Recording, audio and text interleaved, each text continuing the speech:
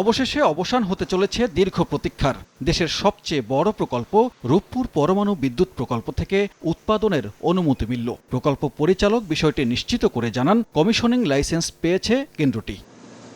আগামী ডিসেম্বরের মধ্যেই ধাপে ধাপে শুরু হতে পারে বিদ্যুৎ সরবরাহ।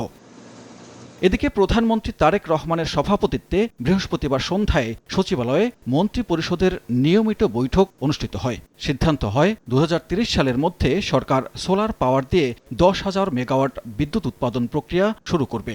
চলমান জ্বালানি সংকট ব্যবসায়ীদের মনোবৃত্তির কারণে স্বাভাবিক করা যাচ্ছে না অভিযোগ করেন মন্ত্রিপরিষদ সচিব।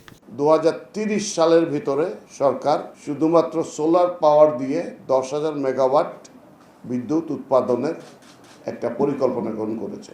এর জন্যে সরকারি যে সমস্ত জমি আছে সেগুলো ব্যবহার করা হবে। প্রাইভেট উদ্যোক্তারা যদি চান তারাও এর ভিতরে যোগদান করতে পারেন এবং বেসরকারি উদ্যোক্তারা এর ভিতরে কাজ করতে পারবেন। সভায় 7 নভেম্বরকে জাতীয় বিপ্লব ও সংহতি দিবস জাতীয়ভাবে পালন এবং 6 জুলাই জাতীয় বিপ্লব উন্নয়ন দিবস পালন করার সিদ্ধান্তের কথা জানান মন্ত্রিপরিষদ সচিব। আগামী 6 জুলাই থেকে প্রতি বছর এটা আন্তর্জাতিকভাবেও করা হয়েছে যে জাতীয় পল্লী উন্নয়ন দিবস। 7 নভেম্বরকে পূর্বের মতো জাতীয় বিপ্লব ও সংহতি দিবস হিসেবে ঘোষণা করা। সভায় সব মিলিয়ে 3টি সিদ্ধান্ত হয় বলে জানান মন্ত্রিপরিষদ সচিব। বিদ্যুৎ উৎপাদন। সানবীর রূপল, সময় সংবাদ, ঢাকা। প্রকল্পে বিনিয়োগ।